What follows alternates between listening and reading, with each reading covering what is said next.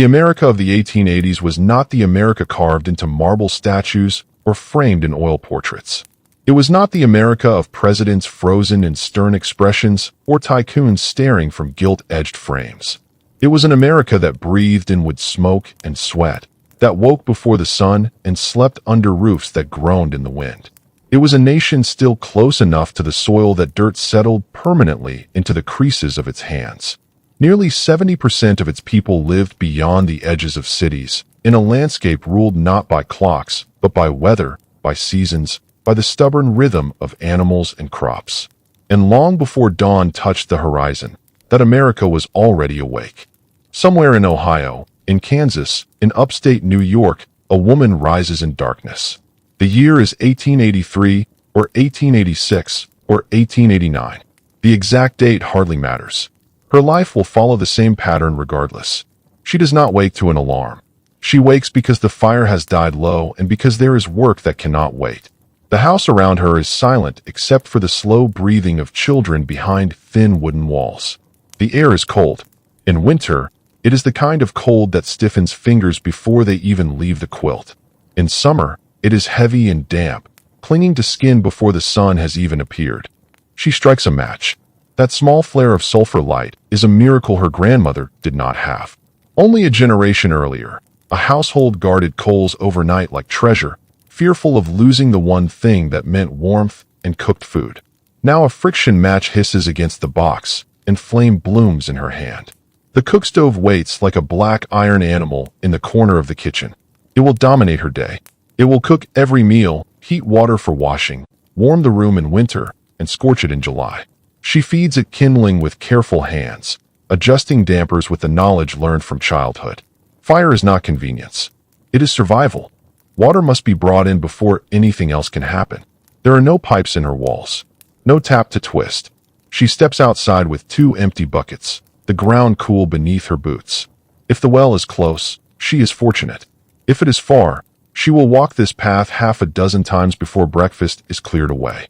Each full bucket weighs more than 40 pounds. Over years, this weight will carve strength into her shoulders and bend her posture forward. The pump handle groans in the half-light.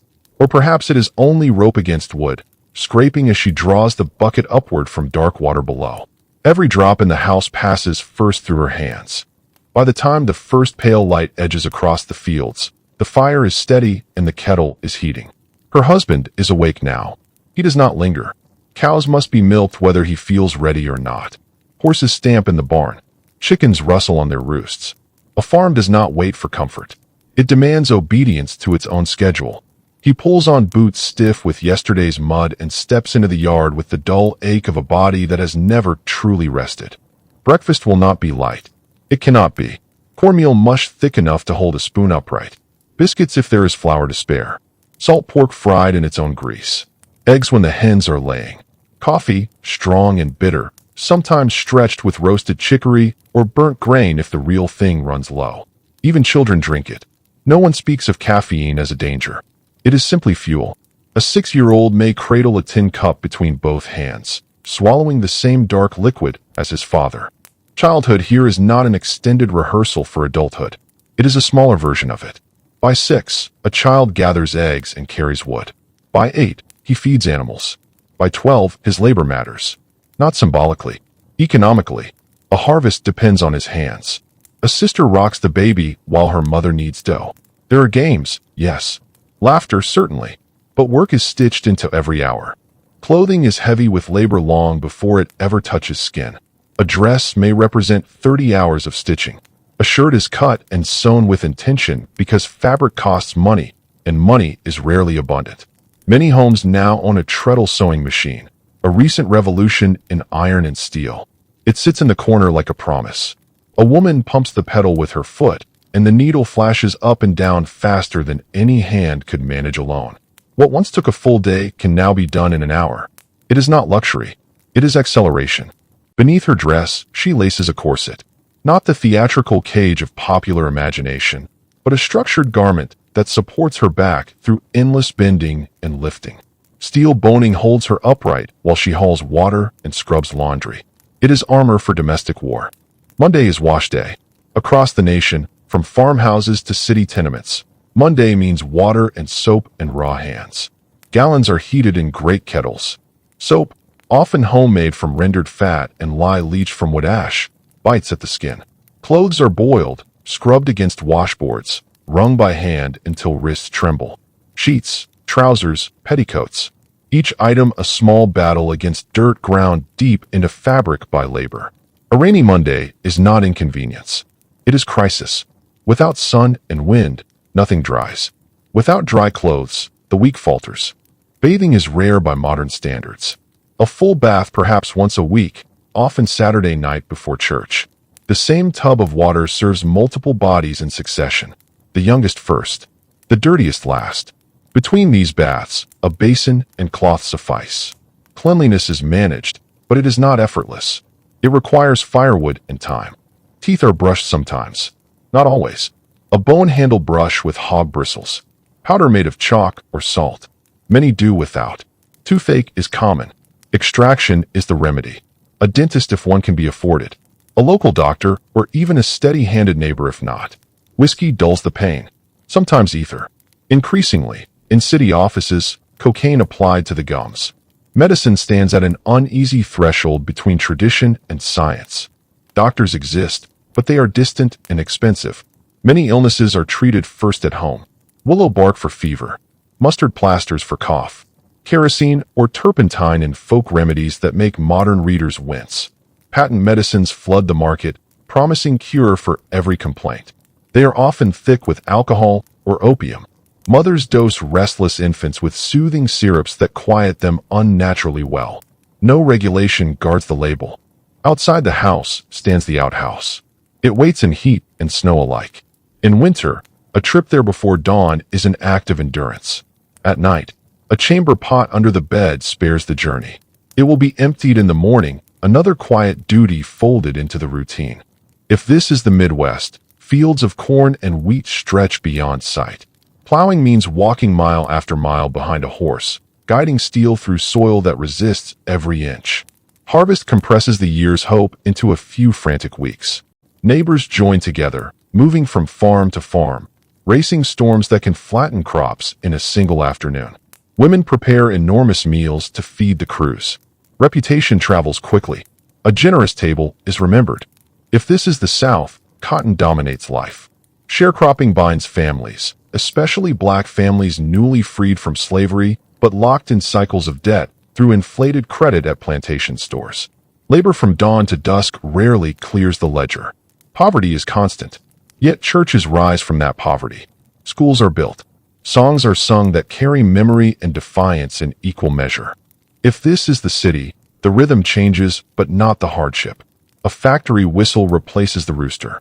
10 or 12-hour shifts unfold beneath ceilings thick with lint and dust. A young woman earns perhaps $5 in a week. Rent for a cramped tenement room consumes much of it. Water is shared in the courtyard. Windows open onto narrow air shafts that barely admit light. Yet neighbors from the same village overseas cluster together, sharing language, food, childcare. Community forms in tight corridors. Birth happens at home. A midwife arrives with practiced calm. Childbirth is dangerous. Many mothers do not survive it. Many infants do not survive their first year. Grief is common enough to be expected, but never casual. A small grave in the churchyard is heartbreak carried quietly. And still, life presses forward. Another pregnancy. Another cradle. Sunday brings a shift in tempo. Church is worship, but it is also society. Families gather. News travels. Courtship begins in glances and careful conversations. Letters pass between sweethearts separated by miles of mud road. Words are chosen with care because paper and postage are not wasted lightly. Evening light comes from kerosene lamps. The wick must be trimmed or soot will stain the chimney glass. A single lamp pools dim yellow light over the table. Children lean close to read McGuffey's Reader. A father recites news from the weekly paper. A mother mends socks. Outside, darkness is absolute. Winter closes in with isolation. Snow can trap a family for days. Food stored in the root cellar determines comfort or hunger. Water left in a basin may freeze solid overnight. Children share beds for warmth beneath quilts pieced together from years of worn clothing. Spring arrives in mud. Roads dissolve. Planting cannot wait. Every day of delay risks the harvest. Summer brings suffocating heat and the relentless buzz of insects. Autumn is abundance and urgency combined. Canning jars line the kitchen table, sealing with soft metallic pops. Smokehouses fill with curing meat. Wood piles rise against the coming cold. And through it all, ordinary Americans of the 1880s live lives that are physical in a way modern memory rarely captures. Every comfort is built by hand. Every meal begins as raw material. Every clean garment is wrestled from dirt by effort. There is hardship here, yes, but there is also pride. There is resilience woven quietly into routine. A nation not of grand speeches, but of daily endurance. This is the ground level of history, not the marble halls, not the battlefield charges, but the fire lit before dawn, the bucket lifted from the well, the steady rhythm of a treadle sewing machine in lamplight. The cities of 1880s America were growing faster than anyone had truly planned for, faster than the streets could be widened or the water pipes extended or the tenement buildings constructed to hold the tide of human beings pouring in from every direction at once. New York was already a city of more than 1 million people by the start of the decade, a fact that stunned contemporary observers who had watched it double and double again within living memory. Chicago was roaring up from the ashes of its great fire barely a decade past, rebuilding itself with an ambition that bordered on fury. Pittsburgh was black with coal smoke and orange with foundry fire. Boston, Baltimore, Philadelphia, St. Louis, each of them swelling at the edges, pushing outward into neighborhoods that had been open farmland a single generation before. And into these cities came people. More people than American ports had ever processed before. Ships arriving in New York Harbor so thick with passengers that the processing stations were overwhelmed before noon on any given day. The numbers during this decade were staggering. In the early 1880s, arrivals were running at several 100,000 per year. By mid-decade, that number was climbing toward 500,000 annually, and it would continue to climb. These were not the same immigrant groups that had defined earlier waves of American immigration. The Irish and the Germans, who had come in such enormous numbers through the middle decades of the century, were still arriving, but they were now being joined by a new and much larger wave from Southern and Eastern Europe. Italians from the impoverished rural south of the peninsula, from Sicily and Calabria and Campania, bringing with them olive oil and garlic and a Mediterranean relationship to food and family that was entirely unlike anything most native-born Americans had ever encountered. Jews from the Russian Empire, fleeing pogroms and legal persecution under Tsar Alexander III, who had launched a campaign of deliberate repression against Jewish communities that included violence organized with at least the tacit approval of local authorities. Poles, Czechs, Hungarians, Slovaks, each group carrying a distinct language and a distinct set of customs and a distinct memory of home that they would spend years and sometimes decades working to reconcile with the reality of the new country they had arrived in. For the great majority of these arrivals, the first experience of America was not welcoming in the way the famous poem on the base of the Statue of Liberty, unveiled in 1886 at the very heart of this decade, would have suggested. The reality at the dock was a medical inspection that could turn a family back after months of ocean travel if even one member showed signs of infectious disease. It was a processing hall thick with languages nobody nearby could translate, where names that had been carried for generations were sometimes simplified or outright changed by an overwhelmed clerk who could not spell what he was hearing and wrote down something close enough to satisfy the paperwork. It was a city waiting outside those doors that had no particular plan for absorbing the people now pouring into it. The Lower East Side of Manhattan became the most densely populated neighborhood on the face of the earth during this period, a fact worth sitting with not as a statistic, but as a physical reality. Buildings designed originally for moderate occupancy packed to 4 and 5 times that number. Families of 7 and 8 living in 2 rooms, sometimes less. Sleeping in shifts when there were not enough beds. Taking in boarders to help cover rent, even in apartments that already held more people than they were ever meant to. Cooking over small stoves in kitchens barely large enough to turn around in. The smells of a dozen different national cuisines drifting simultaneously down hallways that were also passages and gathering spaces and occasionally informal markets all at once. A tenement hallway might serve as sleeping space for boarders who could not afford even a shared room. Children played in alleys where the only available outdoor space was shared with the waste of dozens of families. Water pumps in courtyards served entire buildings, and the line at the pump during morning hours could stretch long enough that a working woman who needed water for cooking before leaving for a factory shift would have to wait considerably earlier just to account for the wait. Privies in the yard, shared among perhaps 100 residents, were a source of disease that nobody yet fully understood the mechanism of, though the connection between foul water and sick children was beginning to be made in medical circles, even if it had not yet filtered down into public policy in any effective way. And yet, this is the part that I want to hold alongside the hardship without canceling either one out. These neighborhoods were alive in a way that is almost impossible to fully convey from the outside looking in. The street life of the Lower East Side on a summer evening was rich and loud and layered in ways that more prosperous and more orderly parts of the city were not. Pushcart vendors sold pickled herring and fresh bread and hot chestnuts from carts that lined the streets so thickly that passage for a wagon was barely possible. Men argued politics in 4 languages simultaneously on the same corner. Women leaned from upper windows calling down to neighbors below in a kind of vertical conversation that substituted for the yards they did not have. Children ran freely through streets that served as their entire outdoor world in the absence of parks or open space. The food sold from those pushcarts deserves a moment of genuine attention because it represents one of the most lasting and consequential contributions of this immigration wave to American culture as a whole, though few people at the time would have framed it in those terms. The flavors arriving with these immigrant communities were, to the native-born American palate of the 1880s, genuinely foreign. Garlic was widely used by Italian and Jewish immigrant communities in quantities that struck many American-born observers as excessive and even a little suspect, garlic carrying at this point in American cultural perception a faint whiff of foreignness, of the old world, of people who were not quite fully legible yet within the existing social framework. Olive oil was similarly exotic to households accustomed to cooking exclusively in lard or butter.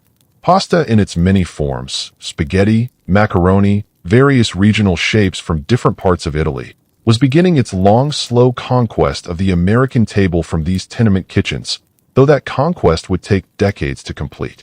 Jewish delicatessen food, pickled and smoked and brined according to traditions rooted in Eastern European preservation methods and dietary law, was establishing itself in neighborhoods that would eventually export it far beyond those original boundaries. The rye bread and corned beef and pickled herring that would become New York icons began in the cramped kitchens of women who were simply cooking what they knew, feeding their families the same way their mothers had in countries they would never see again. These immigrant communities organized themselves for survival with a sophistication that the wider society rarely gave them credit for. Landsmanschaften, mutual aid societies organized around shared origin from the same town or region, provided sick benefits to members who could not work, paid for burial when a family could not afford it, and offered loans at reasonable rates to neighbors who needed capital to start a small business. These organizations were often dismissed by outside observers as clannish or insular, but they were in fact extraordinarily practical responses to a society that offered no public safety net of any kind, and where a family could be rendered destitute by a single illness or injury without any external support whatsoever. The factory floor that many of these immigrants landed on deserves a slower look than we gave it in the first part of our journey together, because the conditions within American factories during this decade were genuinely dangerous in ways that the law did not yet recognize as its business to address.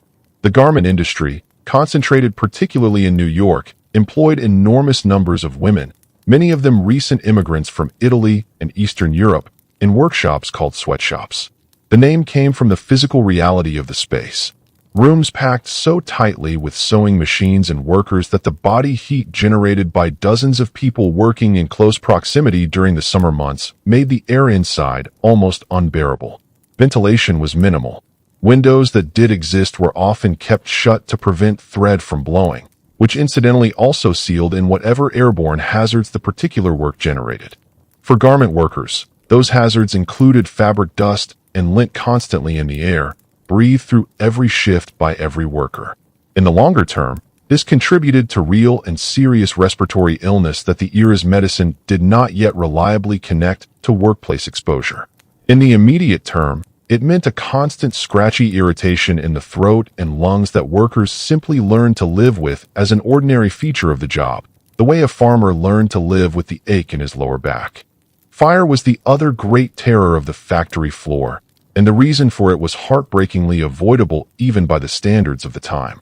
Owners of garment factories routinely locked the exits during working hours to prevent workers from slipping out early or stealing fabric. The piles of scrap fabric and thread that accumulated on factory floors were deeply flammable.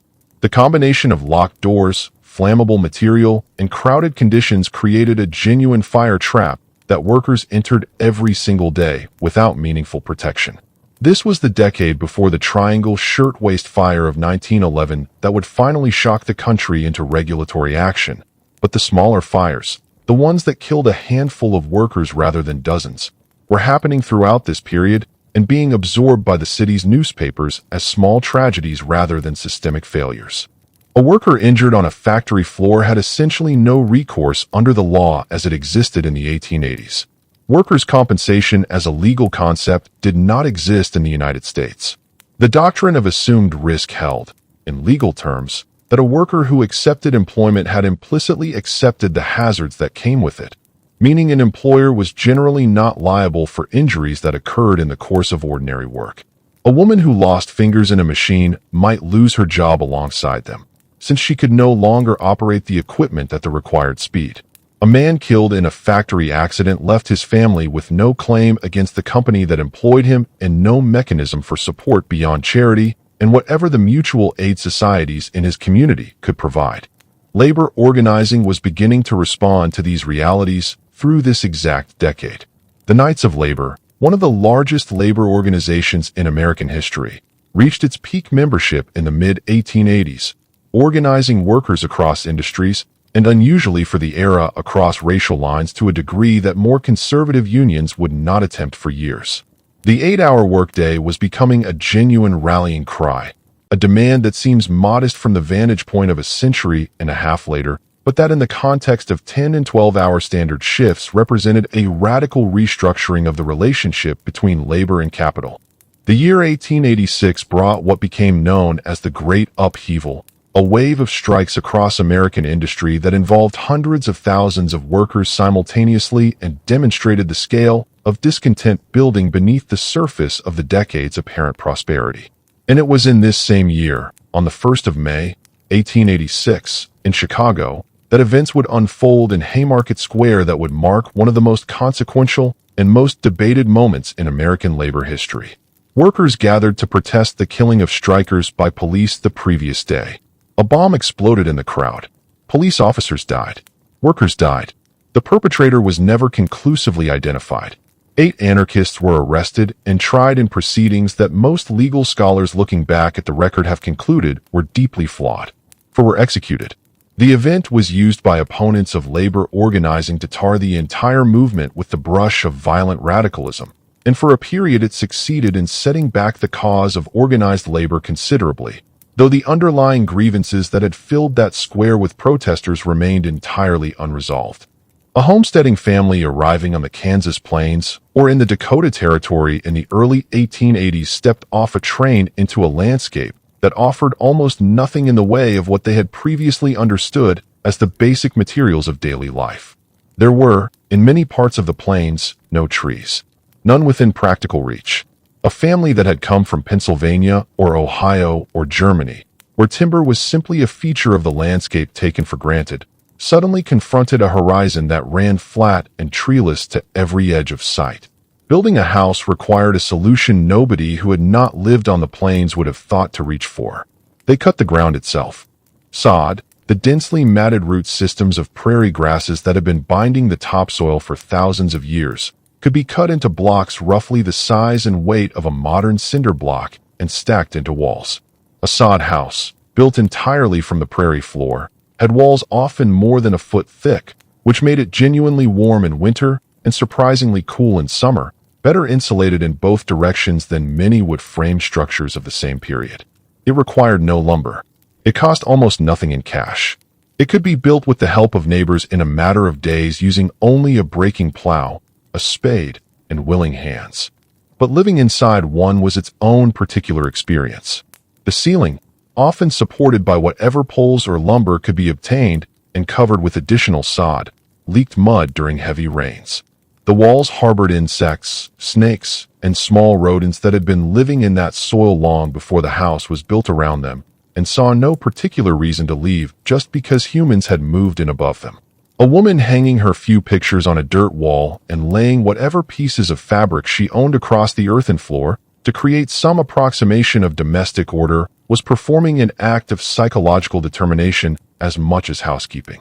The act of insisting that this was a home, that it would become a home, even when every physical detail of it resisted that designation. Water on the plains presented its own particular challenge. Rivers and creeks were often miles distant, and their quality was not guaranteed. Wells had to be dug, sometimes to considerable depth before reliable water was reached, and the windmill, which was during this exact decade beginning to proliferate across the plains landscape, represented a genuinely critical technology for homesteading communities. A windmill could pump water from deep underground without requiring human or animal labor, running on the wind that swept across the plains in quantities that were at least reliably abundant even when everything else was scarce. The particular creak and spin of a windmill against a blue sky became one of the defining sounds and sights of the plains landscape in exactly this period, as visible and as meaningful a marker of human settlement as the sod house itself. Weather on the plains was, and remains, genuinely extreme by any standard. The summers brought heat that could bake a field dry in a matter of weeks, accompanied by thunderstorms of extraordinary violence, lightning that struck across open ground with nothing to interrupt its path, and, most feared of all, hail. A hailstorm arriving in the wrong week of summer could destroy an entire crop in the time it took to run from the field to the house.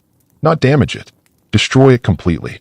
A family's entire year of labor and investment, the seeds purchased on credit, the plowing done over weeks of aching work, the patient watching through a long growing season, all of it reduced to a field of battered stalks in 20 minutes of ice falling from a summer sky. The winter brought blizzards that were legendary even within a generation of living through them. The blizzard of January 1888, which arrived at the very end of this decade, and became known forever after as the school children's blizzard for the particular horror of its timing, struck in the middle of a school day after a warm morning that had led families across a wide swath of the northern plains to allow their children to walk to school without heavy winter gear. The temperature dropped 50 degrees in a matter of hours. Wind drove snow horizontally with enough force to make it impossible to see more than a few feet in any direction. Children who tried to walk home from school were lost in fields they had crossed 1,000 times. A number of them, the precise figure disputed, but numbering certainly in the hundreds across the affected region, did not survive the afternoon. The survivors of this storm and others like it described in letters and memoirs a particular quality of terror specific to plains blizzards that has no real modern equivalent for most people. The whiteout conditions that erased every familiar landmark. The cold that moved from discomfort to dangerous to lethal with a speed that gave almost no time for appropriate response. And the isolation that meant help was hours away even under good conditions, let alone in a storm that made travel impossible. Families strung ropes between the house and the barn during blizzard conditions so that a person going out to tend to animals would have something to hold on to on the return journey, because the distance of 50 feet across open ground in a whiteout was genuinely enough to become disoriented and walk the wrong direction into a field from which they might never find their way back. Against this backdrop, and I think this genuinely matters to understanding the emotional texture of homesteading life, the social occasions that punctuated the isolation of plains life took on a significance that is difficult to overstate. A barn raising, when neighbors came together to help a newly arrived family construct the building their animals and ultimately their livelihood depended on, combined genuine labor with genuine celebration in a way that more settled communities could no longer achieve. Everyone came. Men and older boys worked through the day raising walls and setting rafters while women organized food on makeshift outdoor tables and children ran freely through the grass. The event combined the practical with the social in a ratio that was exactly right for a community that needed both desperately and could rarely afford to separate them. The isolation that fell hardest on women of this period has been documented in ways that are genuinely affecting to read even now. Diaries from homesteading women describe the silence of the plains as a physical presence rather than simply an absence of sound. A sky that stretches from horizon to horizon without a tree or a hill to interrupt it could feel, after weeks without another adult woman to speak to, less like freedom and more like confinement of a particular and disorienting kind. Women who had grown up in villages or small towns where neighbors were a short walk away, where the sounds of other people going about their days were a constant background presence, found the auditory emptiness of the open plains genuinely unsettling in ways they struggled to articulate, but tried to set down in letters to sisters and mothers left behind. Now let us turn to the Native American experience of this same decade, because it runs alongside everything we have described so far in ways that demand honest acknowledgement. The 1880s were, for the indigenous nations of North America, a decade of catastrophic loss unfolding in plain sight, driven by deliberate federal policy rather than by blind historical accident. On the reservations to which the majority of Plains nations had been confined by the early 1880s, life was shaped by dependence on government annuity payments and food rations that were chronically inadequate, frequently late, and sometimes deliberately withheld as a mechanism of coercion. Agents appointed to administer reservations ranged across a spectrum from genuinely well-meaning but badly equipped individuals to outright corrupt operators who skimmed supplies intended for reservation residents for personal profit, a practice widespread enough to be documented extensively in government reports of the period written by investigators who were themselves shocked by what they found. The policy of the federal government toward Native Americans during this decade was organized around a concept that its proponents genuinely believed represented a humane alternative to outright extermination, though the actual experience of it on the ground was something quite different. The goal was assimilation. The method was the systematic destruction of everything that made a Lakota person Lakota or a Cheyenne person Cheyenne, and the forced replacement of it with the customs, language, religion, and economic practices of white American society. The Dawes Act of 1887, passed right in the middle of this decade, broke up the communal land holdings of tribal nations into individual allotments assigned to individual families, with the surplus land, often the most agriculturally productive portions of reservation territory, open to white settlement. It was dispossession dressed in the language of uplift, and it reduced the total land held by Native Americans by nearly 90 million acres over the following decades. The boarding schools deserve particular attention because the experience of the children who passed through them left records that are among the most affecting and most difficult documents from this entire period of American history.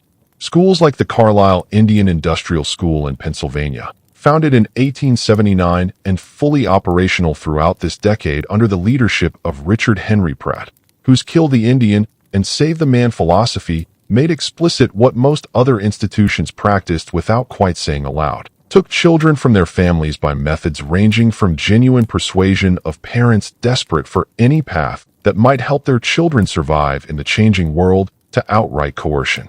Children as young as 5 were transported hundreds of miles from their families to institutions where speaking their native languages was punished, where traditional clothing was replaced immediately upon arrival with school uniforms, where hair that carried cultural and spiritual significance was cut without ceremony or permission on the first day. Letters home from these children, the ones who were literate enough in English to write them and had access to paper and postage, sometimes reveal a kind of desperate code, a child writing in careful English about ordinary school matters, but finding small ways to signal to parents who might be able to read between the lines that something was very wrong. Parents who received no letters at all often had no way of knowing for months at a time whether their children were alive or dead, since news from distant schools traveled slowly and unreliably.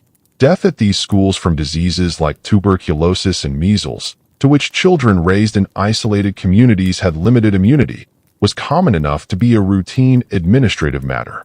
Children who died were often buried in school cemeteries rather than being returned to their families, adding the particular grief of a death the family could not witness, mourn in their own traditions, or even fully verify, to the already devastating experience of separation. I want to say directly, and I think it is important to say directly rather than leaving it implicit, that the parents who sent children to these schools, or who could not prevent children from being taken, were not passive or indifferent to what was happening. They were navigating a situation in which the full military and legal power of the federal government stood behind the assimilation program. Resistance had consequences that could range from the withholding of already inadequate rations to more direct forms of coercion. The choice to comply was often not a choice in any meaningful sense of the word, but the only available response to an overwhelming force that left no other option. And yet resistance happened anyway, in the forms that were possible within the constraints of the situation. Children at boarding schools found ways to speak their languages to each other when adult ears were not present. Traditional songs were remembered and passed quietly between children from different nations who might otherwise have had no common language. Elders on reservations continued teaching what they knew whenever and wherever they could, sometimes with genuine risk to themselves, sometimes in the face of policies that explicitly prohibited it. This is the part of the 1880s that does not fit neatly into the sepia-tone nostalgia that often colors popular memory of the era, the image of a simple, wholesome, hardworking America finding its way. That America was real. Its people were real, and their lives contained genuine beauty alongside genuine hardship. But it existed simultaneously with this other reality, and an honest accounting of the decade requires holding both of them in view at once without looking away from either one. Now let us come back east and talk about something that was changing American life in ways that almost nobody living through it could yet fully see, because the changes were arriving gradually and then, suddenly, all at once. Technology was moving during this exact decade at a pace that felt dizzying to people who were experiencing it in real time. Thomas Edison had opened his Pearl Street station in New York in 1882, the first commercial electrical power station in the country, and electric light was beginning its slow spread into the lives of ordinary Americans. But slowly is the operative word. Electric light in the early 1880s was an urban novelty for wealthy households and select commercial establishments. The kerosene lamp remained a reality for the overwhelming majority of American households for the entire decade and well beyond. The telephone had been demonstrated publicly less than a decade before the 1880s began, but telephone service during this decade remained expensive, limited in geographic reach, and predominantly a tool of business rather than ordinary domestic life. A family in rural Ohio in 1885 was no more likely to have a telephone than a flying machine. But in cities, the telephone exchanges were growing, the web of wires stretching across urban rooftops increasingly thick, and the technology was beginning to demonstrate what it would eventually become, which was something genuinely transformative. The railroad, by contrast, was already thoroughly transforming ordinary American life during this exact decade in ways both visible and invisible. The completion of the Transcontinental Railroad in 1869 had been the symbolic headline, but the 1880s were the decade when the rail network genuinely reached into the daily lives of ordinary Americans across the country. Refrigerated rail cars were making it possible to ship fresh meat from Chicago packing houses to eastern cities, a development that was in the process of fundamentally restructuring the American meat industry and the American diet simultaneously. Armour and Swift, the great Chicago meat packers, were building operations of a scale and efficiency that would have been inconceivable without the railroad, and the cheap beef arriving in eastern city markets was beginning to change what ordinary working families could afford to put on the table. The Sears Roebuck catalog, which would become one of the defining commercial documents of American life in the following decade, was in its earliest form beginning to demonstrate during the 1880s the revolutionary potential of mail-order retail. The idea that a farm family in rural Nebraska could order goods from a Chicago warehouse and receive them delivered by railway post was not yet fully realized. But it was becoming thinkable, and the thinkability of it was already beginning to reshape expectations about access to goods that had previously required either a local store to stock them or a trip to a city to purchase. The local general store, which served as the commercial and social hub of most rural communities throughout this decade, deserves its own moment of attention because it was, in the daily life of ordinary Americans, one of the most important physical spaces in existence. A general store in a small town or rural crossroads community carried an inventory that made no concession whatsoever to specialization. Bolts of fabric stood beside barrels of crackers. Patent medicines shared shelf space with hardware and seed corn. Boots were stacked next to bolts of thread. The proprietor, often a man who had lived in the community for decades and knew every customer by name and family history, extended credit to farmers waiting for harvest and knew without being told who was having a hard season and who could afford to pay promptly. The store itself functioned as an informal post office in many communities, a place where news accumulated and was exchanged, where traveling salesmen arrived with sample cases and elaborate pitches for new products, where election results were posted and discussed with the kind of intensity that modern political conversation would find entirely recognizable in its passions if not in its specific content. Men gathered around the stove in the back of the general store on cold days and talked, which is to say they argued about prices and weather and politics and the reliability of neighbors. The same conversations human beings have been having in any sheltered communal space since the beginning of organized social life. Patent medicines deserve considerably more attention than we gave them earlier, because the 1880s represented the absolute golden age of a phenomenon that was by any rational assessment one of the most audacious commercial frauds in American history, and that simultaneously revealed something genuinely important about the state of medical knowledge and public trust during the decade. The patent medicine industry was generating tens of millions of dollars annually by mid-decade, fueled by advertising in newspapers and magazines that was by modern standards almost unbelievably extravagant in its claims.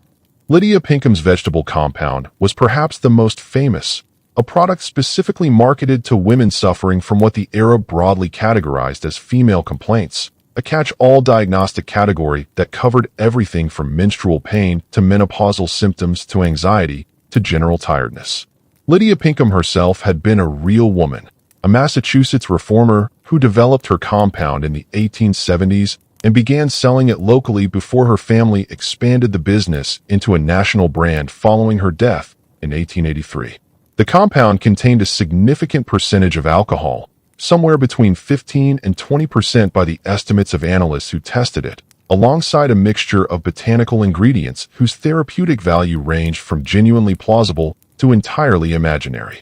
It sold by the millions of bottles because it worked, in the sense that any drink containing 20% alcohol works to temporarily relieve discomfort and induce relaxation. Women who would never have dreamed of entering a saloon were unknowingly consuming a meaningful quantity of alcohol with their medicine each evening. Soothing syrups for infants were similarly deceptive in their ingredients and similarly effective for reasons that now seem obvious and were not at all obvious then. Mrs. Winslow's soothing syrup, one of the best-selling infant medicines of the decade, contained morphine. A fussy infant given a teaspoon of Mrs. Winslow's would indeed become quiet and calm within a remarkably short time. Parents, exhausted and grateful, recommended the product to neighbors. Doctors, some of whom received payments from patent medicine companies and others of whom simply had nothing more effective to offer, frequently endorsed them in testimonials that appeared in newspaper advertisements alongside the endorsements of other satisfied customers. The complete absence of any regulatory framework for these products during this decade, no requirement for accurate labeling of ingredients, no prohibition on making medical claims that could not be substantiated, no oversight of manufacturing conditions, meant that a manufacturer could put essentially anything in a bottle, claim it cured essentially anything on the label, and sell it to essentially anyone without any meaningful legal consequence whatsoever. The food and drug legislation that would eventually address this situation was still more than 2 decades away. In the meantime, the patent medicine industry advertised with extraordinary aggressiveness in every available publication and generated an entire subculture of medical self-treatment that was, depending on the specific product and the specific condition being treated, either harmlessly ineffective, mildly helpful, or actively dangerous. The medical profession as it actually existed in the 1880s was itself in a transitional state that makes the appeal of patent medicines considerably more understandable once you look at it honestly. Germ theory was gaining acceptance in educated medical circles, but the practical application of that understanding to clinical medicine was uneven at best. Joseph Lister's work on antiseptic surgical technique had demonstrated conclusively in the previous decade that infections could be dramatically reduced by proper sterilization, but not every American doctor had adopted these practices, and some actively resisted them. A patient undergoing surgery in the 1880s might encounter a surgeon who scrubbed instruments and hands with carbolic solution, following the newest understanding of infection prevention, or might encounter one who had been practicing for decades in the older style and saw no compelling reason to change. Anesthesia had by this decade become reasonably reliable for major surgery. Ether and chloroform both available, though each carried real risks and required careful dosing to avoid administering a lethal quantity rather than a therapeutic one. Before anesthesia became available, surgery had been limited in both ambition and duration by the simple physical reality that a conscious patient would not remain still through anything more than the most rapid possible intervention. Speed was the supreme surgical virtue in the pre-anesthesia era, surgeons proud of the time it took them to amputate a limb in a matter of seconds. Anesthesia changed this calculus completely, allowing longer and more intricate procedures, and over the following decades it would open the possibility of abdominal surgery and other interventions that would have been impossible on a conscious patient. But for ordinary Americans in the 1880s, a visit to the doctor remained expensive, often genuinely inaccessible in rural areas, and not reliably more effective than what a skilled and knowledgeable midwife or grandmother might provide. Folk remedies rooted in centuries of observation, some of them surprisingly well founded in actual botanical pharmacology, others entirely without therapeutic value, but also without serious harm, continued to be the first response to most illnesses in most ordinary households. The boundary between what we would call medicine and what we would call superstition was considerably blurrier in 1880s America than modern categories suggest, and the superstitions themselves deserve genuine attention rather than simple dismissal. They were, in their own way, attempts to create order and predictability in a world where so many genuinely dangerous things were completely outside a person's control. A bad harvest, a sick child, a husband lost to accident or illness. These events could arrive with no warning and no clear cause, and human minds, then exactly as now, reach for pattern and meaning in the face of genuine randomness. In German immigrant communities across the Midwest, particularly in Pennsylvania, where German settlement was oldest and most established, the tradition known as powwow or braucherei persisted. A system of folk healing rooted in a combination of Christian prayer, herbal knowledge, and magical practice that blurred these categories so thoroughly they could not really be separated. A powwow practitioner would treat conditions ranging from physical illness to the evil eye to problems with livestock, using formulas passed down within specific families or from practitioner to chosen successor. The publication of The Long Lost Friend, a book of powwow charms and instructions first published in the early 19th century, remained in active use in these communities throughout the 1880s. In African American communities across the South, a tradition of folk medicine and spiritual practice with deep roots in West African religious systems, modified through generations of slavery and expressed through the particular conditions of American life, produced what was broadly called conjure or hoodoo, a complex body of knowledge about roots, herbs, and ritual practice that served simultaneously as medicine, as spiritual protection, and as a system for navigating a world in which direct power was systematically denied. Root doctors, men and women with specialized knowledge of this tradition, served their communities as healers and advisors. Their work was genuine work, rooted in real knowledge of botanical medicine alongside beliefs about spiritual causation and cure that operated within a coherent, if entirely different from European medicine, intellectual framework. The mainstream American press of the 1880s tended to cover all of these folk traditions with a combination of condescension and occasional genuine curiosity, treating them as picturesque survivals of a more primitive past that progress would eventually eliminate. What the newspapers did not reckon with was how deeply rooted these traditions were and how long they would persist, in some cases into the present day, in communities that had never been fully persuaded that the official medicine of white American institutions had replaced them with something reliably better. Whether, which touched every life in this decade far more directly than it touches most modern lives, produced its own rich tradition of observational folk forecasting. The Farmer's Almanac, published annually and consulted with genuine seriousness by millions of American households, offered weather predictions for the entire coming year calculated through methods the publication guarded as a proprietary secret, but that were widely understood to combine actual astronomical observation with a heavy admixture of guesswork and tradition. Farmers planned plantings around almanac predictions. Travelers adjusted journeys. Women scheduled washing days with an eye to whatever the almanac said about the coming week. Beyond the almanac, direct physical observation of the natural world provided the primary forecasting toolkit for most ordinary Americans. Red sky at morning. The old saying ran, "Sailor take warning. Red sky at night, sailor's delight." This particular piece of observational wisdom actually has genuine meteorological basis in the physics of how light scatters through atmosphere at different times of day in relation to approaching or departing weather systems, which made it more reliable than many of its companion beliefs. The behavior of animals was closely watched. Cows in from pasture before their usual time suggested rain. Swallows flying low suggested the same. Aching joints and old wounds were consulted seriously by their owners as atmospheric pressure dropped before a storm front, and this too had a basis in genuine physiology, since changes in barometric pressure do affect inflammation and fluid pressure in tissues, particularly in healed injuries.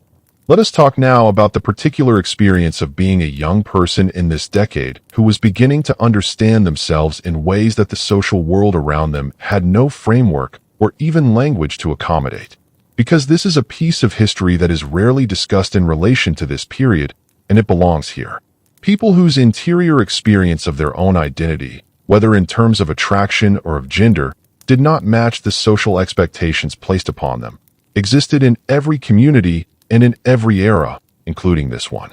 The 1880s offered essentially no public language for these experiences and no model for a life organized around them, with the partial exception of the emerging sexological literature being produced primarily in Europe by figures like Karl Heinrich Ulrichs and Richard von Krafft-Ebing. Work that was beginning to create a vocabulary for experiences that had previously been nameable only in moral or criminal terms. In ordinary American life, the practical management of this situation took forms that were creative and often genuinely poignant. Boston marriages, the term that had come into use to describe two women living together in a shared household with the emotional intimacy and practical partnership of marriage, were socially tolerated and even in some circles considered respectable, in part because the dominant culture did not have a clear framework for understanding them as anything other than a practical and perhaps admirable arrangement between two independent women who had chosen not to marry. These relationships ranged across a spectrum from deep platonic friendship to something the participants themselves understood as the central love of their lives, and the distinction was rarely examined by the outside world, which preferred not to ask questions the answers might complicate. Men found their own, often more dangerous, arrangements. The physical and legal risks of same-sex desire between men were considerably more severe than for women, in part because male sexuality attracted more regulatory attention from law and social enforcement. Urban environments, with their anonymity and their dense concentrations of young men living outside family supervision in rooming houses and boarding establishments, created spaces where networks of connection could form that were invisible to those not looking for them. These networks have been documented by historians working from the records of police raids, from court documents, and from the relatively rare personal writings that survive precisely because they were so carefully hidden from the wrong eyes. I mention this not as a digression, but as a reminder that the full range of human experience was present in the 1880s as it is in every era, expressed within the specific constraints and opportunities that era provided, and that the ordinary daily life of this decade was lived by human beings as complicated, as various, and as deserving of full honest accounting as any modern audience. The saloon, an institution that dominated the social landscape of working-class men in both cities and rural towns, functioned in this decade as far more than a drinking establishment, though it was certainly that. In many working-class neighborhoods, particularly in cities with large immigrant populations, The saloon served as the nearest practical equivalent of a community center, a space where a man could eat a hot meal for the price of a drink when the free lunch counter was operating, where newspapers were available for those who could not afford their own subscription, where the warmth in winter cost nothing beyond a modest purchase, and where the loneliness of a life spent in a rooming house far from family could be temporarily held at bay by the simple presence of other human beings. The temperance movement, which was building throughout this decade toward the eventual cataclysm of prohibition in the following century, viewed the saloon very differently and not without genuine grounds. Alcohol-related domestic violence was a real and serious problem. Men who drank away wages their families desperately needed was a pattern documented in social reform literature and in the private correspondence of wives trying to manage households on incomes that arrived diminished by stops at the saloon on the way home. The Women's Christian Temperance Union, founded in the previous decade and led through the 1880s by Frances Willard with a combination of moral conviction and genuine political sophistication, was building its membership into a mass organization that exercised real political influence. Women's suffrage was itself, through the 1880s, a cause that occupied an uncomfortable middle ground between genuine momentum and persistent resistance. Wyoming had been the first territory to grant women the right to vote, back in 1869, and several western states and territories had followed or would follow during this decade. But the eastern states, where population was densest and where the political establishment was most entrenched, remained firmly resistant. The suffrage movement was debating internally, with some real acrimony, questions of strategy, whether to pursue a constitutional amendment or a state-by-state approach, and questions of racial politics, specifically whether to maintain or distance themselves from the cause of black voting rights. A debate that revealed genuine fault lines within a movement that was never as unified as its public presentation sometimes suggested. Elizabeth Cady Stanton and Susan B. Anthony, both of whom had been central to the women's rights movement since before the Civil War, remained its dominant public figures through the 1880s, though both were aging and increasingly concerned with questions of legacy and succession. Their relationship with each other, a collaboration of genuine intellectual depth and genuine personal friction sustained over decades, was one of the most consequential partnerships in American political history, and the letters they exchanged provide a remarkably candid window into the private experience of women who were, in the most literal sense, making history while simultaneously managing all the ordinary human concerns of aging, health, family, and finances that history tends to edit out of its official accounts. Now, let us return to something quieter and closer to the ground.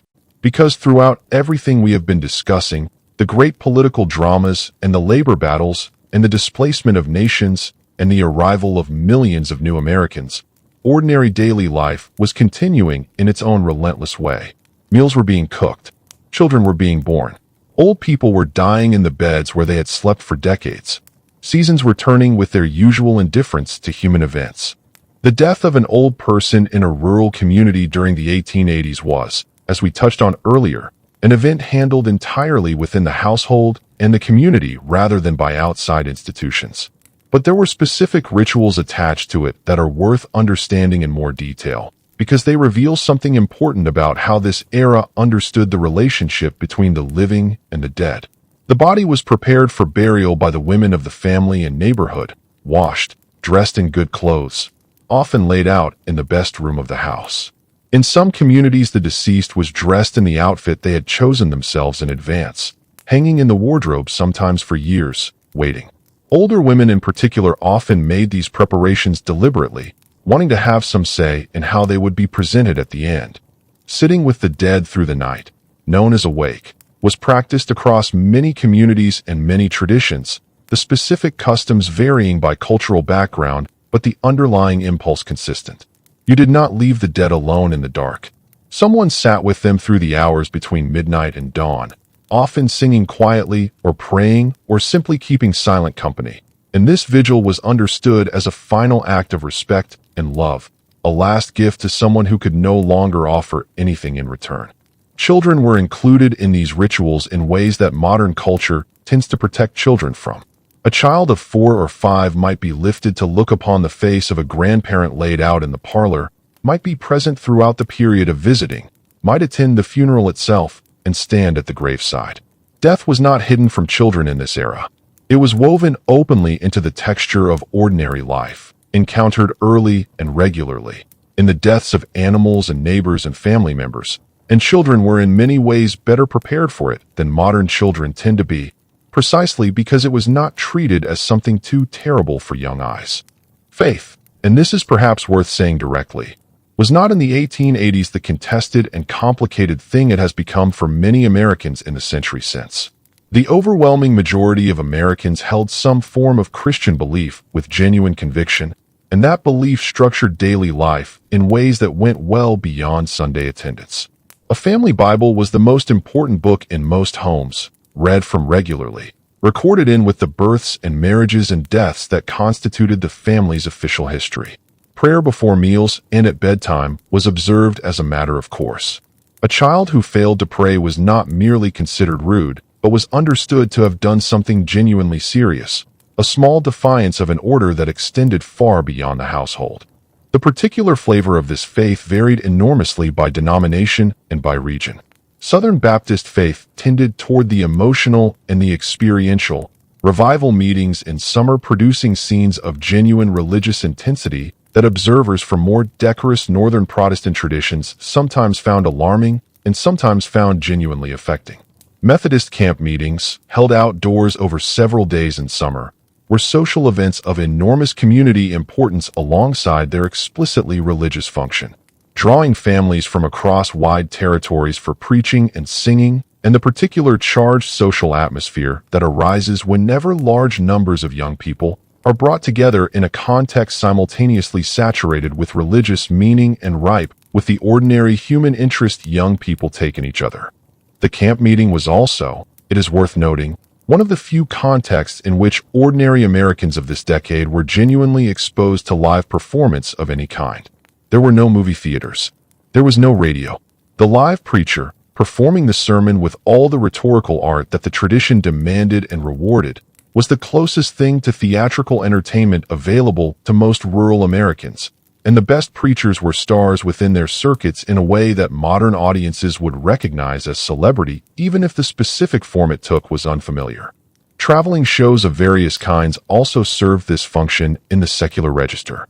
The circus, arriving in a town on a rail car and setting up with a speed and efficiency that itself seemed miraculous, drew crowds that might include people who had traveled many miles specifically for the occasion. P.T. Barnum, the great showman and greatest self-promoter of the era, was in this exact decade producing entertainments on a scale that made his name synonymous with spectacle, and the arrival of a Barnum show in a town was an event discussed for weeks before it came and weeks after it departed. Smaller traveling shows, medicine shows, minstrel shows, theatrical troupes touring productions of popular plays to opera houses in towns too small to support a permanent theater, provided another layer of entertainment and cultural contact for communities that were otherwise relatively insulated from outside influence. The minstrel show, a form of entertainment built on the racist caricature of Black Americans, was during this decade wildly popular across the country with white audiences, and its influence on American popular culture, from its stereotypes to its specific comedic and musical forms, was deep and lasting and profoundly damaging in ways that contemporary audiences largely accepted without question as simply the natural order of things. Let us end this part of our journey in the evening. Come back to that kerosene lamp on the kitchen table. Come back to Margaret in Ohio or Anna in New York or the homesteading family on the Kansas plain, gathered after the day's work around the one warm circle of light available to them. Children with heavy eyelids resisting sleep. A father reading from the newspaper, or telling a story heard from a neighbor, or simply sitting with the particular silence of a body that has given everything it had to the day and has nothing left to spend on words. A mother with mending in her lap and a mind running already through what tomorrow will require. Outside, if this is the country, the darkness is complete in a way that only people who have lived without electric light in genuinely rural places can fully appreciate. The stars overhead, on a clear night, extraordinary in their clarity and density, the Milky Way visible as a physical presence rather than an abstraction, the horizon in every direction dark and unbroken. If this is the city, the darkness is cut by gas lamps on the nearest main street and the windows of 100 neighboring apartments where other families are enacting the same quiet close of the same long day. America in the 1880s was a country of genuine, sometimes staggering contradiction. A nation writing freedom and justice into its foundational documents while denying both to large portions of its population with legal precision. A country of genuine and remarkable vitality, of people building something new on every front simultaneously, while carrying within that project enormous violence and injustice that it would take generations to begin honestly reckoning with. A place where ordinary daily life was harder, more physical, more relentlessly demanding than most modern Americans can easily imagine, and where ordinary people found within that hardness moments of genuine beauty, genuine connection, genuine laughter that no amount of difficulty could permanently extinguish. The fire will need banking before bed. The lamp will need trimming. The day will need to begin again before the dark has fully lifted. But for this 1 hour, in the soft, unsteady light, the family is together. That, in the end, may have been the thing that mattered most of all. The barbershop itself deserves a moment of genuine attention because it functioned as something considerably more layered than its name suggests. A barbershop in this decade was one of the primary social spaces available to men in the same way the quilting bee served women, a place where the ordinary boundaries of reserve that daily life imposed could relax somewhat. A good barber knew his customers not only by their preferred shave, but by their family situations, their political opinions, their particular anxieties about the coming harvest or the state of the economy. He was in some ways the closest equivalent the era had to a therapist, though nobody would have used that word. Simply a skilled listener who kept his own counsel and whose chair offered a rare combination of enforced stillness and genuine privacy within a social setting. The shave itself, performed with a straight razor stropped to keenness and applied with a hot lather that opened the pores, was a genuine luxury for men whose daily shaving at home with cold water and a less expert hand produced a considerably more utilitarian result. Getting a proper barbershop shave was, for many working men, one of the small affordable pleasures that a Saturday could reliably offer. Baseball was doing something genuinely extraordinary during this exact decade that deserves to be understood properly rather than simply noted in passing. The game had existed in various forms since before the Civil War, but the 1880s were the years in which it transformed from a pastime into something approaching a national religion. The National League had been established in 1876, and through the early 1880s the American Association emerged as a competing major league, the two organizations together producing a level of professional play and public engagement that made baseball the dominant spectator sport in the country by a considerable margin. The World Series, in its earliest form, was played during this exact decade, the National League champion meeting the American Association champion in a postseason series that generated genuinely enormous public interest. What baseball offered ordinary Americans during this decade was something that had not previously existed in quite the same form.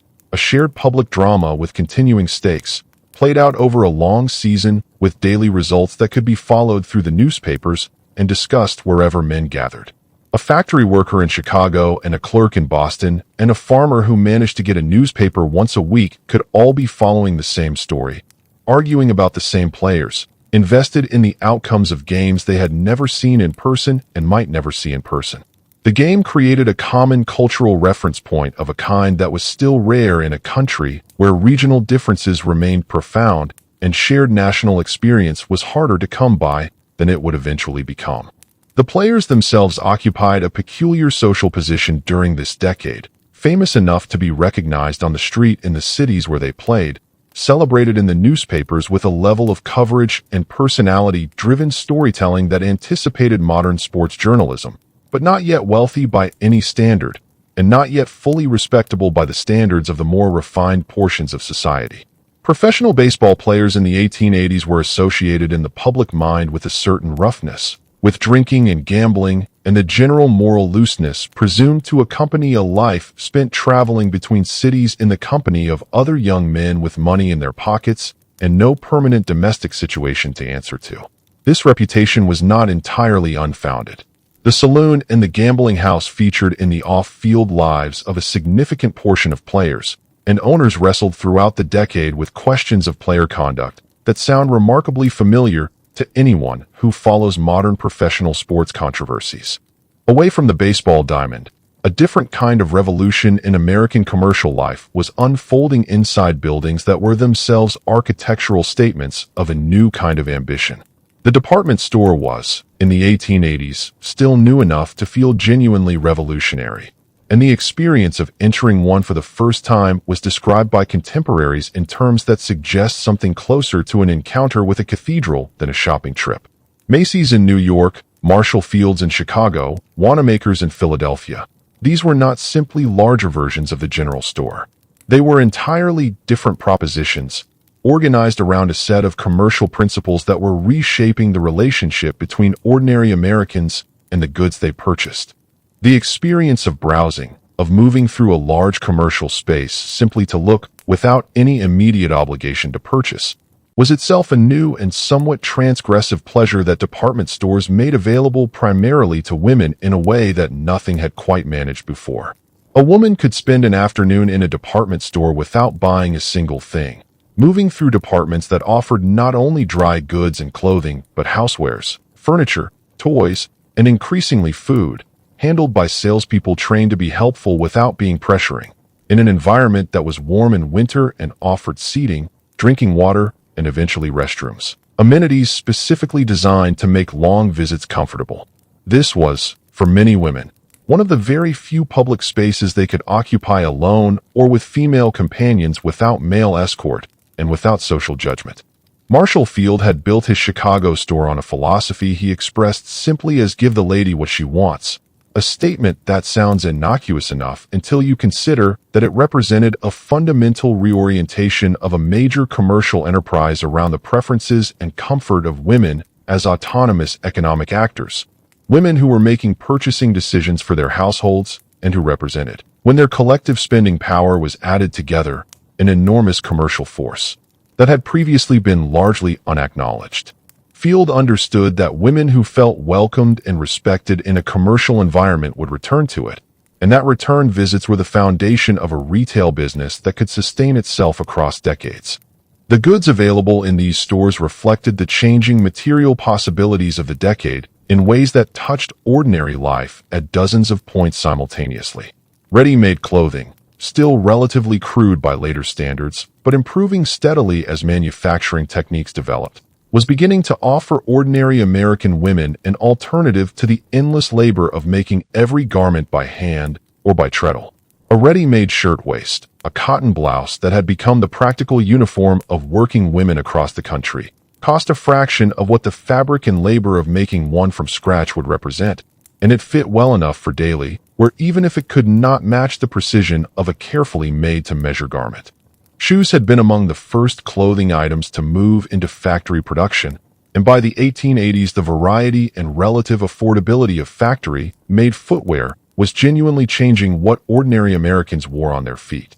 Earlier generations had often worn shoes made by local cobblers to individual measure, a process that produced a better fit, but at a price, and with a lead time that meant most working families owned very few pairs and wore them until they were beyond reasonable repair.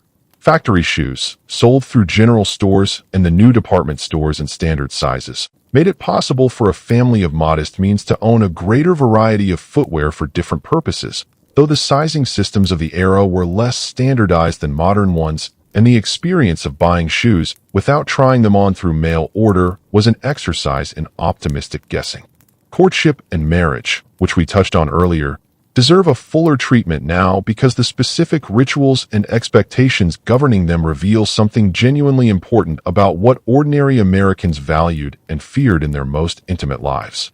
A young woman of marriageable age in the 1880s occupied a social position of considerable tension between genuine dependence on the outcome of her romantic choices and remarkably limited formal power over those choices.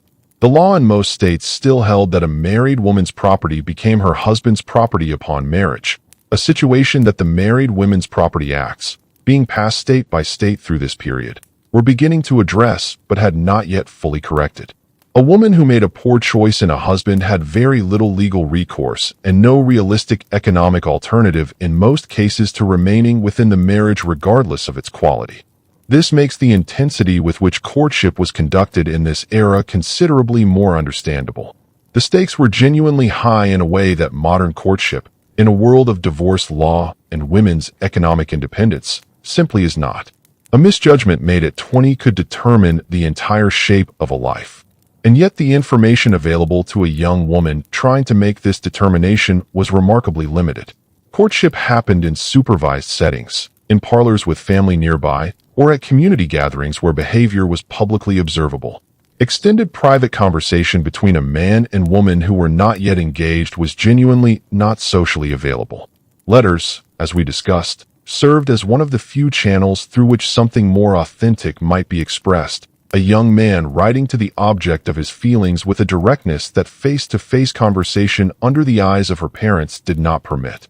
Engagement, once arrived at, was itself a serious legal and social commitment that could not be easily broken without consequence.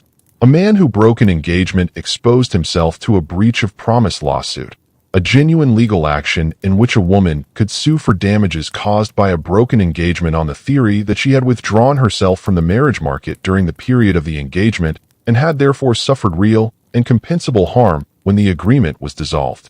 These lawsuits were not rare, and they were not always unsuccessful. They represent a fascinating piece of legal history that reveals how seriously the era treated the marriage promise as a binding contract with economic dimensions that the law was prepared to enforce. The wedding itself, for ordinary families rather than wealthy ones, was a considerably more modest affair than the elaborate productions that a later era of commercial wedding culture would generate. A wedding dress in most ordinary households was not a white gown worn once and preserved. It was a best dress, often in a practical color that could be worn again to church on Sundays and to other formal occasions without appearing bizarre. White wedding dresses were fashionable among those who could afford the extravagance, a fashion that had spread from the British royal family following Queen Victoria's famous white wedding decades earlier. But the practical reality of most American households was that a dress you could only ever wear once was an unaffordable luxury. The ceremony itself might be held in the church or in the bride's family home, attended by immediate family and close neighbors, followed by a meal that the women of the community had collectively prepared as their contribution to the new household's beginning. The first year of marriage, particularly for couples establishing a new household on limited means, was often the most financially precarious period either of them had yet faced. Setting up a household from scratch required furniture, cooking equipment, bedding, and dozens of other items that had to be acquired either through purchase, through gifts from family and community, or through the elaborate system of community support that the wedding itself partly functioned to generate. A chivalry, the tradition in which neighbors descended on a newly married couple's home on their wedding night, making as much noise as possible with pots and pans and horns and whatever other noise-making instruments were available, was partly a celebration and partly an obligation. The couple was expected to provide food and drink to the assembled crowd in exchange for being allowed to eventually return to peace, a transaction that established from the very first night of marriage the nature of the couple's relationship to the community that surrounded them. Farming families in particular understood marriage as an economic partnership in a way that was explicit rather than implied. A farm required two adult workers with different but complementary skill sets to function properly, and the choice of a partner was understood, without being reduced to it, as also a choice of a business collaborator whose competence and disposition would directly affect the household's material success. A woman known to be a skilled butter maker, a careful manager of household provisions, a good judge of when to extend credit and when to insist on payment from neighboring families who traded with her, was valued as a marriage prospect in terms that sound almost transactional to modern ears, but that made complete practical sense within a world where the domestic sphere was a genuine economic engine rather than a domestic supplement to a man's outside earning.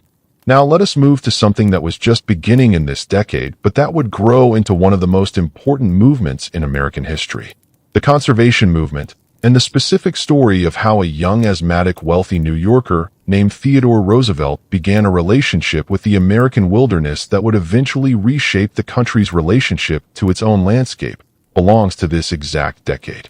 Roosevelt arrived in the Dakota Territory in 1883, drawn by the possibility of buffalo hunting before the herds disappeared entirely, which he understood even then was imminent. What he found there changed something fundamental in him. The landscape of the Badlands, those strange eroded formations of clay and stone that create a terrain unlike anything in the eastern United States, the vast sky, the physical demands of outdoor life in a genuinely harsh environment. All of it spoke to something in a young man who had spent his childhood fighting his own body's limitations and who had been told repeatedly that he was too fragile for serious physical life. He bought a ranch. He returned repeatedly. He learned to rope cattle and to ride in the Western style and to endure conditions that his New York contemporaries would have found impossible. And in the process, he developed a love for wild American landscape that was not the aesthetic appreciation of a tourist, but the bone-deep attachment of someone who had genuinely lived inside it. The buffalo he had come to hunt were already almost gone when he arrived. The last great herds were being finished off during these exact years by commercial hunters whose work had been so thorough that an animal that had numbered in the tens of millions within living memory would be reduced to a few hundred individuals by the end of the decade. Roosevelt watched this happen and was genuinely horrified by it in a way that went beyond sentiment and reached towards something more like moral outrage. What was being lost was not merely a species, but an entire ecological and cultural world, and it was being lost with a speed and thoroughness that made recovery seem impossible. His response, which took shape over the following years and eventually produced the conservation policies of his presidency, began in this decade with the Boone and Crockett Club, which he co-founded in 1887 with his friend George Bird Grinnell. The club brought together wealthy sportsmen who shared Roosevelt's conviction that the unregulated slaughter of American wildlife was producing an irreversible destruction, and that some form of organized protection was urgently necessary. The membership list reads as a roll call of Gilded Age establishment figures, men with the social and political connections to actually move institutional levers, and Roosevelt understood from the beginning that conservation, without political power, was merely sentiment. The club lobbied for game protection laws, for the preservation of Yellowstone, which had been established as the world's first national park a decade earlier, but was still inadequately protected against poaching and commercial exploitation, and for a broader framework of wildlife management that represented a genuinely new way of thinking about the relationship between human civilization and the natural world. George Perkins Marsh, whose book Man and Nature, published in 1864, had made the first serious American argument that human activity was causing genuine and potentially catastrophic environmental degradation, had laid the intellectual groundwork for what Roosevelt and Grinnell were now attempting to build into policy. John Muir, the Scottish-born naturalist who had made his home in California's Sierra Nevada and who wrote about the natural world with a passion and a literary beauty that reached audiences well beyond the scientific community, was during this same decade producing the essays and articles that would make him the most influential voice for wilderness preservation in American history. Muir's argument was different from Roosevelt's in important ways. Roosevelt was primarily a hunter and a conservationist in the management sense, concerned with maintaining wildlife populations for future use. Muir was a preservationist who believed wild places had intrinsic value independent of any human use, that a mountain meadow or an old-growth forest mattered in itself, and not merely as a resource to be harvested wisely. The tension between these two positions, between conservation and preservation, would run through American environmental policy for the entire following century. The landscape that both men were working to protect was under pressure from multiple directions simultaneously during this decade. Logging operations were moving through the great forests of the Pacific Northwest and the upper Midwest with a thoroughness that left behind landscapes of stumps stretching for miles, the topsoil exposed and vulnerable to erosion in ways that damaged rivers and streams far beyond the immediate logging site. Mining operations in the West were transforming entire mountain watersheds with hydraulic equipment that blasted hillsides apart with high-pressure water jets to expose the gold-bearing gravel beneath, depositing enormous quantities of debris in streams and rivers downstream. Grazing pressure on the public lands of the Western Range was increasing as cattle operations expanded, the native grasses being consumed faster than they could regenerate in the dry climate. The Dust Bowl was still decades away, but the conditions that would eventually produce it were being created during this exact period, in the decisions being made every day by individuals and corporations whose time horizon did not extend beyond the next season's profit.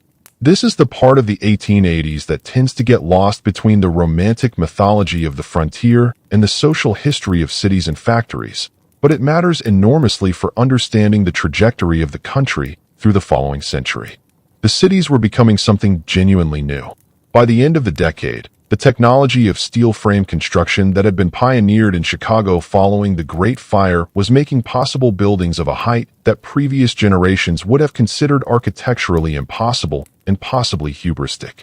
The first true skyscrapers were rising, their steel skeletons clad in stone or terracotta, their elevator shafts carrying people to heights that had never been commercially inhabited before. The elevator, dependent on hydraulic or early electric power, was itself one of the quiet, enabling technologies of this period, making upper floors of tall buildings practical for the first time. Without the elevator, a 10-story building was accessible only to those willing to climb 10 flights of stairs, which limited its practical use to the desperate or the athletic. Electric streetcar lines were beginning to replace horse-drawn cars in cities across the country, a change that had consequences reaching far beyond simple transportation convenience. A city served by electric streetcars could spread its residential neighborhoods considerably farther from its commercial center than a city, dependent on walking distance or horse-drawn transit, because a streetcar could move people efficiently across distances that would otherwise require their own horse and carriage, which most working families could not afford. The streetcar suburb, neighborhoods of modest houses extending along streetcar lines outward from city centers, was the form that this change took in physical space, and it was beginning to emerge during this exact period as a new kind of American residential landscape, distinct from both the dense urban tenement neighborhood and the rural farm. The daily experience of riding a streetcar was itself something genuinely new for ordinary Americans, a form of shared public space in which strangers were brought into sustained physical proximity in ways that city life increasingly demanded, but for which the social scripts were still being written. How did you behave toward a stranger sitting beside you for 20 minutes on a car that lurched and swayed through busy streets? What were the rules of eye contact, of conversation, of the particular careful management of physical space between bodies that proximity forced into contact? These questions, which modern urban dwellers answer without thinking because the answers have been so thoroughly absorbed into shared social knowledge, were genuinely novel questions in the 1880s. And the answers being worked out in real time on the streetcars of American cities were among the building blocks of what would eventually become modern urban social behavior. The newspaper, which we have touched on throughout our journey, was itself undergoing a transformation during this decade that would shape American journalism for generations. Joseph Pulitzer had purchased the New York World in 1883 and was in the process of turning it into something genuinely new.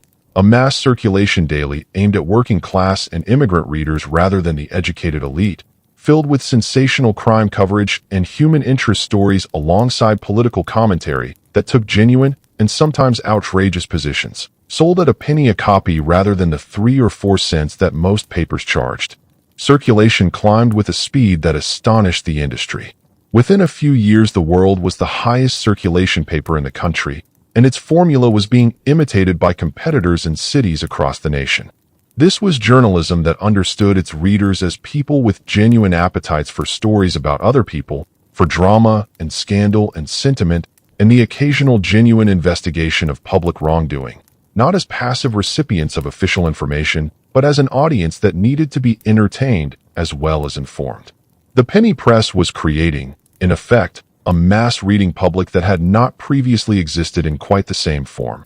And the things that mass reading public was being fed, the mix of sensation and sentiment and real reporting that Pulitzer had intuited would sell, were shaping public consciousness in ways that would eventually draw genuine criticism from those who felt the formula sacrificed accuracy and responsibility to commercial appeal.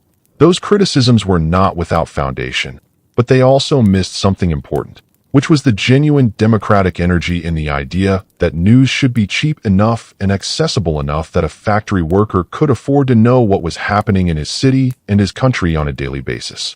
As the decade moved toward its close, Something was shifting in the emotional weather of American life in ways that contemporary observers sensed but struggled to fully articulate. The confidence of the early 1880s, the sense that the country was expanding and improving on every front simultaneously, was beginning to acquire a more complicated texture. The labor conflicts of the mid-decade, the Haymarket bombing, the visible growth of inequality between an increasingly wealthy industrial class and an increasingly organized and increasingly militant working class, were producing a social tension that optimism alone could not dispel. The farmers of the South and Midwest, crushed by falling crop prices and rising railroad shipping rates that they felt were set specifically to extract every margin of profit they might otherwise have kept, were in the late 1880s beginning to organize into the Farmers' Alliance, a movement that would eventually grow into the Populist Party and represent one of the most serious challenges to the two-party political system the country had yet seen. Something else was stirring too, something harder to name but present in the letters and diaries and newspaper columns of the period as a kind of restlessness, a sense that the world was moving faster than the frameworks available for understanding it could comfortably accommodate. The technologies arriving through this decade, the telephone and the electric light, and the streetcar, and the improved railroad, and the beginnings of photography, becoming more widely accessible through the development of George Eastman's Kodak camera in 1888, were not simply conveniences. They were genuinely changing what it meant to be alive in this particular moment, changing the pace of communication and the nature of work and the experience of space and time in ways that people felt in their daily lives before they had the vocabulary to describe the change. The Kodak camera deserves a specific moment of attention here because it represents one of those technological shifts whose implications extended far beyond the obvious.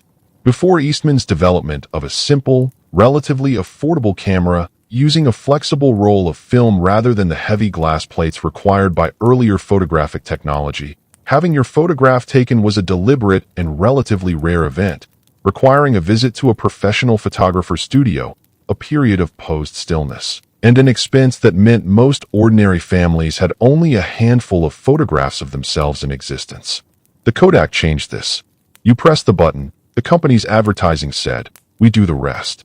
A camera that anyone could use, that required no technical knowledge, that produced results you then sent to Eastman's factory to be developed and returned, was beginning to create the first democratization of photographic self-documentation. Ordinary people beginning to record ordinary moments. Not just formal portraits, but genuine glimpses of daily life.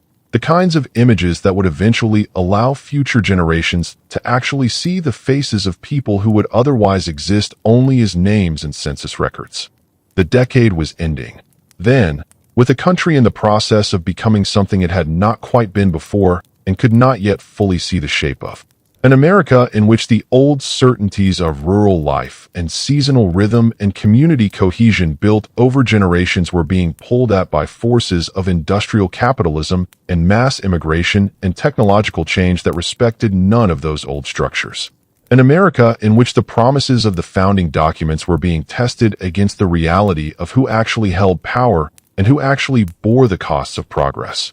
An America in which ordinary people were finding, as ordinary people always find, ways to make a life and find meaning and experience joy within whatever constraints the world around them imposed. Because that is what human beings do, because it is perhaps the most distinctly human thing there is. Margaret in Ohio is older now than she was when we first found her rising in the dark before dawn. The children who were small when this decade began are growing into their own particular shapes. The world her youngest will inhabit is already forming in ways she cannot see, but can perhaps feel gathering at the edges. In the newspaper her husband reads aloud by the lamp. In the catalog that arrives by post with its pages of things available to order. In the occasional sight of an electric light burning in a prosperous neighbor's window, steady and unwavering in a way that no kerosene flame ever quite manages to be. She banks the fire before bed. She checks that the youngest is covered. She lies down in the dark beside her husband in the particular comfortable arrangement of two bodies long accustomed to each other's presence, and she listens to the house settling around her, to the wind in the eaves, to the animals quiet in the barn, to the breathing of children asleep in the next room. Whatever is coming, it has not arrived yet. Tonight the house is warm. Tonight everyone she loves is safe and sleeping. Tonight that is enough. It has always been enough. It will go on being enough long after the decade turns and the century turns after it. Long after the specific textures of this particular world have faded into history and legend, and finally into the particular kind of forgetting that only becomes visible when someone stops and looks closely enough to see what is missing.